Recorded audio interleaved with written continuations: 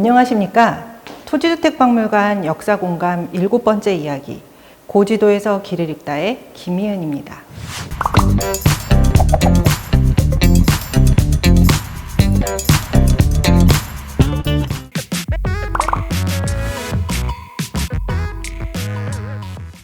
오늘 주제는 창립 10주년 기념 기획전의 우리 박물관 소장 고지도입니다. 지도는 땅과 지리 정보를 압축한 그림입니다.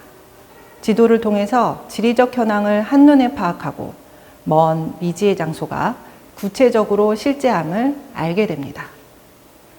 경험하지 못한 세계의 존재와 그곳에서도 삶과 역사가 계속된다는 사실을 인지하면서 우리의 사고 수준은 극적인 도약을 경험했을 것입니다. 옛사람들은 지도에 어떤 정보를 그려 넣었을까요? 지도의 한정된 지명과 제작 기술의 한계는 지리 정보에 대한 선택의 과정을 거치게 했습니다. 그 선택의 결과가 고지도에 수록된 내용이라면 고지도를 통해 당시의 시대상과 인식체계를 엿볼 수 있습니다. 선사시대 바위 그림을 제외하고 우리나라의 지도 제작 사실이 기록으로 처음 나타난 시기는 삼국시대입니다. 삼국사기 고구려 본기의 기록을 보면 고구려 영유왕 때인 628년 봉역도를 당나라 사신과 함께 보냈습니다. 사신 왕넷이 보낸 지도라는 점에서 국가가 제작한 지도라고 볼 수 있습니다. 이후 후삼국을 통일한 고려는 더 넓은 영토의 통치를 위해 영역의 정확한 실제를 파악해야 했고 이것이 본격적인 지도 제작으로 이어졌을 것입니다. 오도양계로 행정구역을 재편하고 전국 지도를 제작하여 활용하였는데 이 오도양계도는 조선 초 지도 제작에 많은 영향을 주었습니다. 기록에서 나타나는 오랜 지도 제작의 역사에도 불구하고 그 실제 모습을 확인할 수 있는 고지도는 조선시대 이후의 지도가 대부분입니다. 그나마 조선 전기의 지도도 외란과 호란을 거치면서 상당수 유실되어 조선 전기의 지도를 모사한 후기 지도를 통해 그 원형을 추정하고 있습니다. 조선 초는 새로운 왕조의 개창과 영토의 확장으로 정통성 확보와 지배 영역의 확정이 필요했습니다. 이에 전국 공간을 재편하고 행정구역을 확정했던 것입니다. 이는 최신의 지리 정보를 담은 지도와 지리지 제작의 필요를 낳았고 자연히 국가 차원의 제작이 활발히 전개되었습니다. 조선 전기를 대표하는 지도로는 태종 때인 1402년 이회의 팔도도와 세조 때인 1463년 결실을 맺은 정척과 양성지의 동국지도가 있습니다. 우리나라 전체를 그린 조선전도이고 현재는 전하지 않습니다. 또 다른 유형의 지도는 동남도입니다. 성종 때인 1481년 관찬지리지 동국여지 승남이 편찬되었고 이를 증보하여 1531년 신증 동국여지 승남이 완성되는데 여기에 수록된 동남도는 동국지도와는 다른 간략한 형태로서 조선 후기 유행한 지도책의 표준 형태가 되었습니다.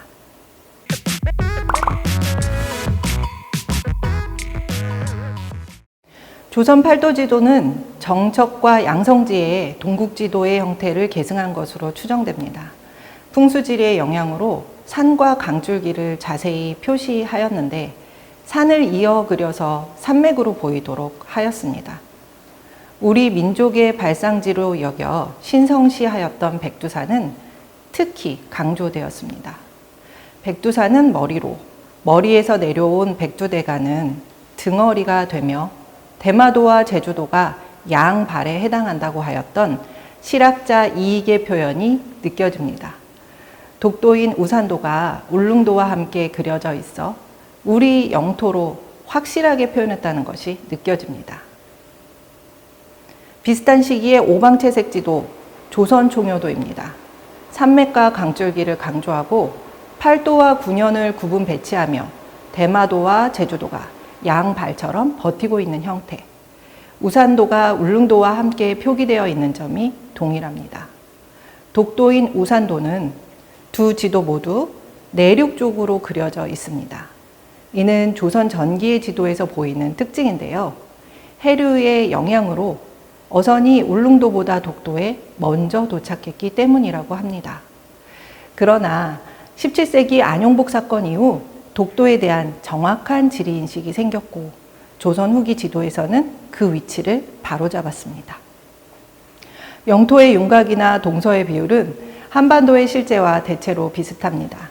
그러나 북쪽의 경우 압록강과 두만강이 거의 일직선으로 만나고 납작하게 축소되어 있어 실제 대비 간략하고 부정확함이 확연합니다.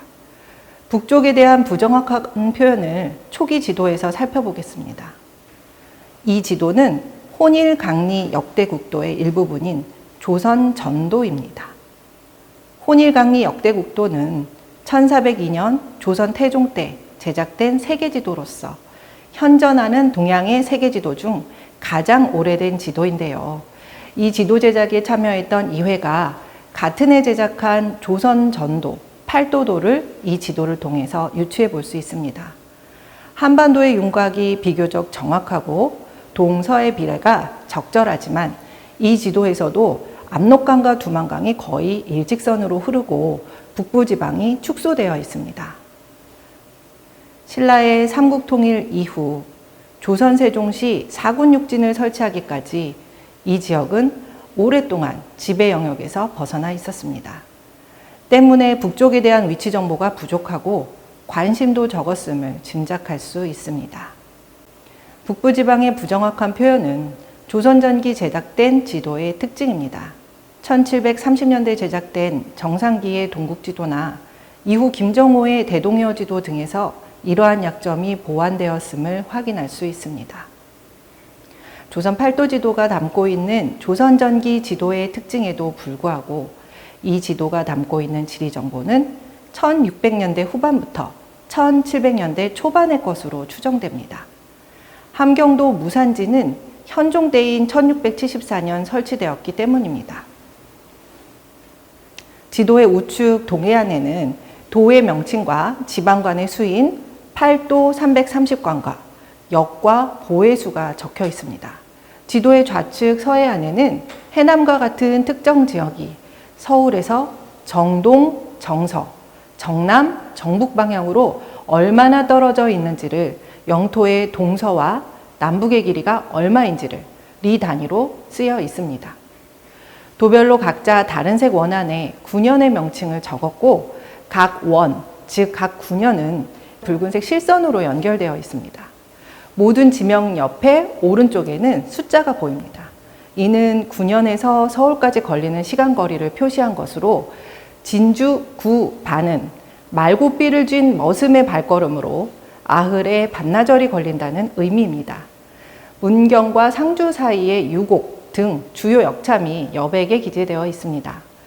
군현명만 알 수 있을 뿐 그 위계를 알 수 없다는 점이 아쉽습니다. 부, 목, 군, 현의 품계를 알 수 있도록 관진명의 약칭을 적는 경우도 있기 때문입니다. 수록한 정보를 읽다 보면 팔도와 각 군현을 한눈에 내려다보면서 왕조의 안정과 번영을 꿈꾸었던 통치자의 노력이 저절로 느껴집니다.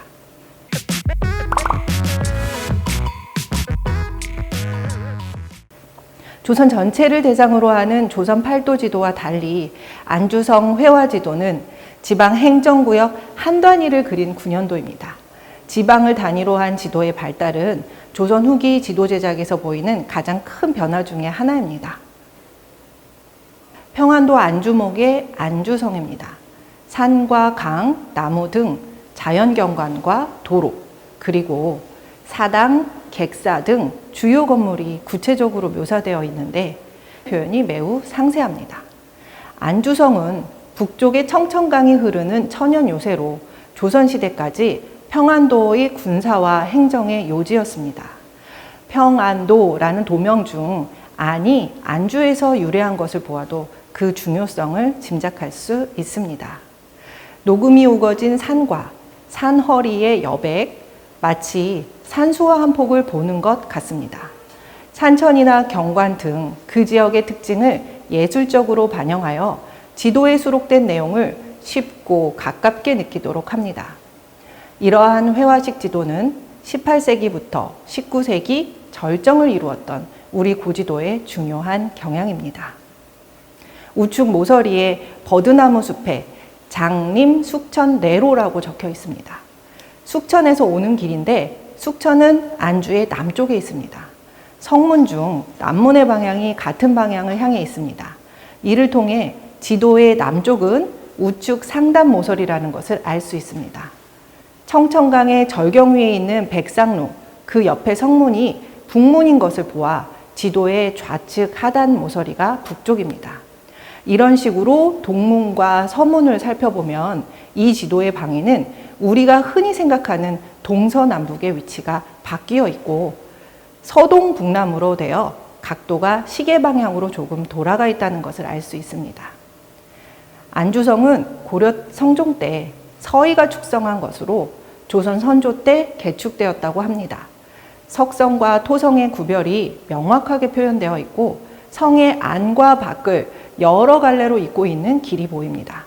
간략하게 표현된 민가에 비해서 관의 건물은 건물의 수, 배치 형태, 지붕의 모양까지 상세합니다. 멀리 태조산이 보이고 끝자락에 청천사가 있습니다. 을지문덕, 이원익, 최윤덕 등을 봉사하기 위한 것으로 조선 현종 때 건립되었다가 고종 때인 1871년 혁파되었습니다. 또 다른 사당으로는 충민사가 있습니다. 이는 숙종 때 세워진 것으로 정묘호란 때 후금에 맞서 순절한 평안병마절도사 남이흥과 그 수하 장수들을 배양하기 위한 것입니다. 석성 내부를 보면 백승정, 창고, 병영이 있습니다. 남문 근처에는 관아와 객사인 아능관이 보이고 서문 아래는 안주 향교의 대성전으로 추정되는 대자가 보입니다. 북문 오른편은 청천강의 자연경치와 어우러져 관서팔경 중 제일이라고 하는 고려시대 건립된 누각인 백상로가 있습니다. 서문 밖 대로를 따라가면 숲속에 훈련원이 있습니다. 남문 밖 7개의 점은 주위가 550m인 인공연못, 칠성지 내에 있는 7개의 인공섬을 그린 것입니다. 북문 밖에는 살수대첩 관련 전설이 서려 있는 칠불사가 있습니다.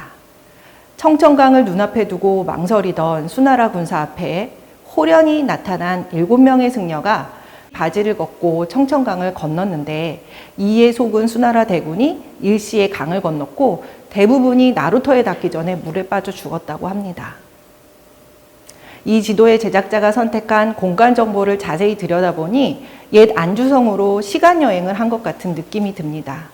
자세히 살펴보면 가로 10칸, 세로 4칸으로 작게 접었던 흔적이 있습니다. 휴대를 위한 것이었는지 아니면 지도를 숨기기 위한 것이었는지 알 수 없지만 군사와 행정의 목적이 명백한 지도이기에 그 의도를 여러모로 생각하게 합니다.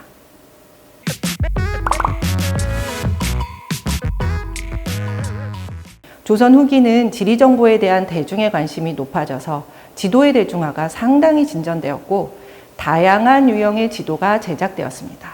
휴대용 지도인 수진본 지도도 그중 하나입니다. 옷 소매 속에 넣을 수 있을 만큼 작아서 소매 숫자를 썼습니다. 이 수진본 팔도 지도는 앞뒤로 인쇄된 목판본입니다. 산세와 강줄기, 군현의 위치만 간략하게 표시한 도별도에 역, 진, 경작지 등 지리 현황이 기록되어 있는 지도와 지리지가 결합된 형태입니다. 경상도입니다. 지도 맨 위는 속리산과 주울산이 나란히 표시되어 있고 그 아래로 금오산과 가야산이 보입니다. 진주의 양옆은 병영이라고 적혀 있어서 경상우병영이 있다는 것을 알 수 있습니다. 역, 진, 보, 관, 산성에 대한 정보가 있고 거주하는 백성이 38만 8,629호, 밭이 33만 7,676결이라는 내용과 맹선, 귀선, 방선의 척수가 기재되어 있습니다. 전체 내용으로 미루어 군사정보를 수록하고 있다는 인상이 강합니다. 지도의 제작 시기는 수록된 지명을 통해 추정합니다. 이 수진본 지도가 담고 있는 지리정보의 시기를 따져보겠습니다. 함경도입니다. 백두산에서 뻗어나온 산줄기 옆 무산이 보입니다. 조선 팔도 지도에서 언급했던 것과 같이 무산지는 1674년 설치되었으므로 이 지도는 이후의 정보를 수록하고 있다고 하겠습니다. 경상도입니다. 함양 거창 아래에 산음이 보입니다. 현재의 어느 곳일까요? 조선 초 현감을 둔 후 이곳에 큰 변화는 없었습니다. 그런데 어느 날 이 고을에 6살 아이가 아들을 낳는 해괴한 일이 발생했습니다. 이에 어사를 보내 사건의 진상을 조사하고 처리한 후 음을 청으로 계칭하여 산청이라고 하였습니다. 이때가 영조 때인 1767년입니다. 실학자 이덕무가 청장관 전서에서 이 사건을 기록하였습니다. 충청도 도별도입니다. 현재의 충남 논산인 이산을 보실 수 있는데요. 이곳의 명칭은 1776년 이성으로 변경이 됩니다.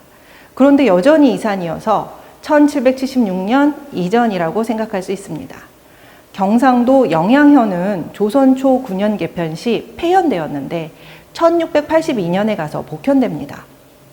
순웅부는 세조 때 혁파되었다가 1683년 복설되었습니다. 따라서 순웅부의 사례를 기준으로 이 지도의 지리정보는 1683년 이후의 것으로 추정할 수 있습니다. 지금까지 살펴본 지명의 유래로 보아 1683년부터 1767년 사이의 시기로 추정할 수 있습니다. 이러한 지리정보가 반드시 제작 시기를 의미하지는 않습니다. 이전 시대의 정보를 그대로 베꼈을 가능성이 있기 때문입니다. 그럼에도 불구하고 이런 방식으로 제작 시기를 추정해 보는 것은 지도를 읽는 또 다른 즐거움인 것 같습니다.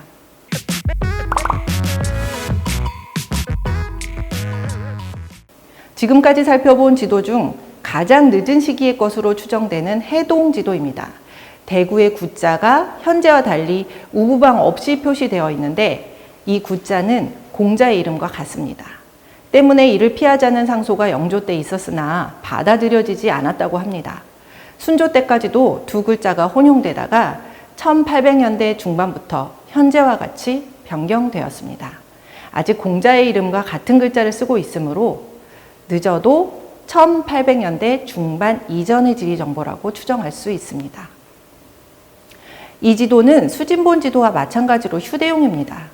지첩이라고 적힌 작은 상자에 팔도의 도별도와 영남 영로, 영남 술로 지도가 접혀 들어가 있었기 때문입니다. 영로는 역참길, 술로는 관리의 순식길로 보이는데요. 같은 지역에 대한 노정을 달리 표현한 점이 특이합니다. 도별도의 지리 정보를 살펴보겠습니다. 유곡과 같이 영로의 중요한 역참은 작은 네모 안에 있습니다. 산과 강을 기본으로 표시하고 원 안에 9년의 명칭을 적었는데 좌측에는 9년의 위계를, 우측에는 서울까지의 일정을 표시하였습니다. 도별도 중 충청도를 보겠습니다. 문의가 보입니다. 좌측의 령은 현령을 의미하는 것으로 문의현입니다. 조선시대 지방행정체계는 도 아래 부, 목, 군, 현을 두었으며 부목에는 부사와 목사가, 군에는 군수가, 현에는 현령 또는 현감이 파견되었습니다. 문의현 옆 회인을 보면 감, 즉 현감이 파견되었습니다. 같은 현이어도 종 5품 현령인지 종 6품 현감인지에 따라 위계가 다르다 하겠습니다. 바로 위 청주목은 병역을 표시하면서 목사를 의미하는 목과 사흘을 의미하는 삼을 우측에 함께 적었습니다. 공주는 충청도에 관찰사가 집무하는 감염이 있었고 판관이 파견되었으며 서울까지 사흘하고 반나절이 걸린다는 사실도 확인할 수 있습니다. 각 고을 간 길을 연결하고 리 단위로 거리를 표시한 것은 여행, 출장 등 이동을 하는 사람에게 요긴한 정보였을 것입니다. 각 도별도의 뒷면은 관료의 수, 진과 보, 그리고 산성, 전투용 선박, 경작지의 결수, 소고군의 수, 거민의 수 등을 기록하고 있어 앞서 살펴본 수진본 지도와 전달하고자 하는 내용이 비슷합니다. 상주에서 서울까지라는 제목을 붙이고 상세한 노정을 표시하였습니다. 이 지도첩의 소유 목적을 보여주는 결정적인 내용입니다. 공무로 여행하는 관리는 역마와 역로를 이용해 역원에 들어 말을 갈아타며 상주에서 서울까지 갔을 것입니다. 상주를 출발해 함창을 지나 문경에서 충청도로 들어서고 연풍과 충주를 지나 경기도에 도착합니다. 경기도에서는 이천, 안성, 용인, 광주, 과천을 거치고 판교, 신원, 말죽거리 등을 거쳐 도성에 도착하게 됩니다. 이렇게 역마를 이용해 상주에서 서울로 들어가는 시간거리는 6일입니다.